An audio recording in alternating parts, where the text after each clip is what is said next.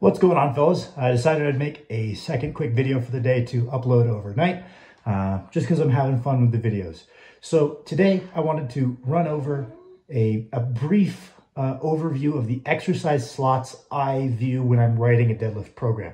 I've seen a similar model kind of put forward by Andy Bolton, the first man to ever deadlift 1,000 pounds, as well as Gabe Penna has kind of talked about a similar model of viewing our deadlift accessories. So the first and foremost, as I always mention, we don't want to build a deadlift out of our accessories. Specificity exists, right? So the majority of our work and the majority of our focus should be on the deadlift, the thing we want to get better at, and its close variation. So that would encompass our first kind of two exercise slots. We have our specific work, our deadlift performed in the way we expect our 1RM to look, or whatever we're training for to look. If you're a strongman, maybe that is the deadlift for reps.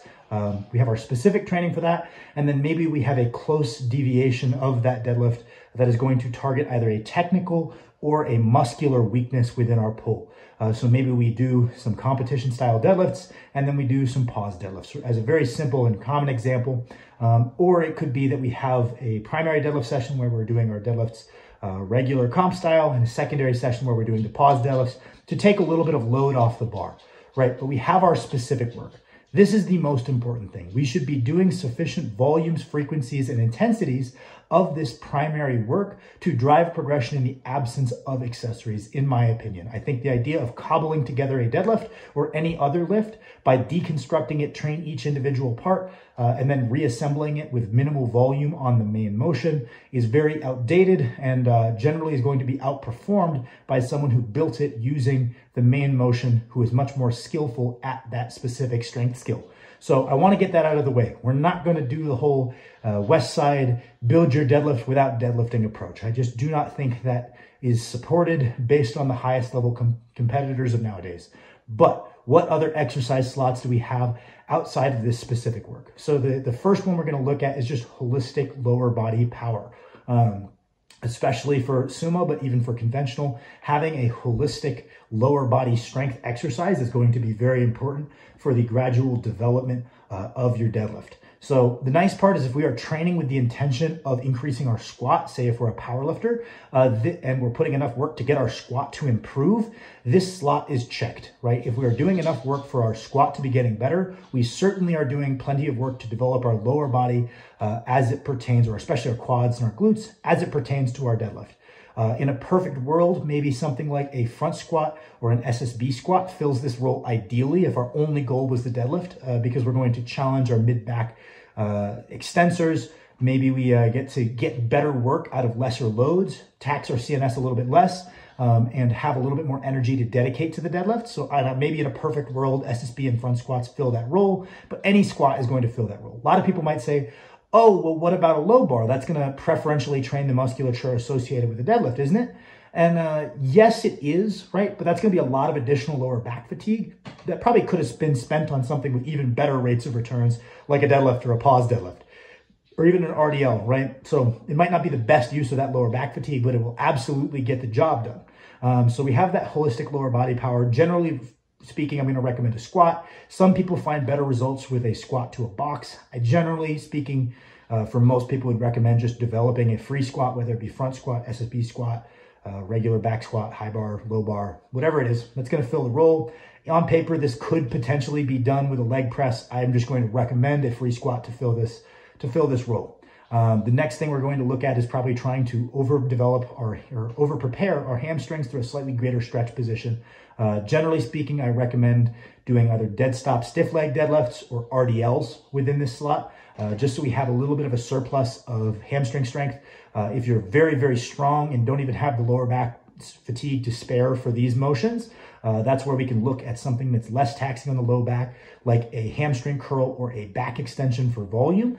Or if you have plenty of recovery resources, you're recovering from your training just fine, we did our main deadlifts, we did our stiff leg deadlifts, and you still have the energy and recovery capabilities, we could even use the hamstring curl and the back extension just for additional volume, or like a glute ham raise, potentially a reverse hyper, just to run up additional volume, right? In the grand scheme of things, this isn't what's driving progression within our training, but we have those big heavy hitter exercises in the RDL and the stiff leg to over prepare that hamstring strength a little bit. I like to see this in conventional programs especially, but even in sumo programs, if we think about, let's say we're technically proficient in the sumo deadlift, we have a relatively upright start position. The musculature that's going to be less developed because of this is the musculature associated with a deep hinging position. So we can kind of build up what we're missing with the sumo deadlift within RDL. But we also have all these other exercises to kind of fill up additional volume that doesn't tax the lower back quite as much. So that would be the next one. The next one I'm going to include is direct training of the abs. This is a pretty controversial one. Lots of people would tell you that just doing the deadlift and its variations has plenty of EMG activity of the core to drive sufficient development of the abdominal musculature. There are very smart people that stand by this. I personally find, for me and most, not all, but most of my clients, that deadlifts feel and are stronger with the inclusion of some direct core training. Generally speaking, that's going to be a GHD sit-up, so we can train the hip flexors as an antagonistic muscle as well. It could be a hanging leg raise, it could be front planks, side planks, could be ab rollouts, I think are a very good one. Generally, we might want to favor training the abdominal musculature isometrically, so getting really strong at maintaining a position rather than kind of doing a crunch, because that's the specific kind of strength and the role that we are looking for it to play within the deadlift. But some direct ab training I generally include as an exercise slot in any program that I write. And that brings us to our last one outside of those specific motions, which is going to be something to build up a surplus of upper back strength. When I say upper back strength, that includes your lats. This can be a barbell row if we do have the fatigue to spare. This can be a chest supported row if we don't have that lower back fatigue to spare. This could be vertical pulls and pull-ups and pull-downs. This could potentially be shrugs, although usually I would tell people that developing your rear delts, rear traps, rhomboids, and lats is a little bit more relevant than developing our upper trap potentially, in terms of we're not necessarily shrugging through our deadlift if we're good at deadlifting, so developing that function might not be all that helpful. But anything we can do, dumbbell rows, barbell rows, chest supported rows, pull downs, pull-ups, anything that we feel is going to help us develop our upper back to be prepared for heavy deadlifts is going to be the final exercise slot. This is how I go about it. Lots of people go about this in different ways, but please let me know if you have any questions. Thank you for watching.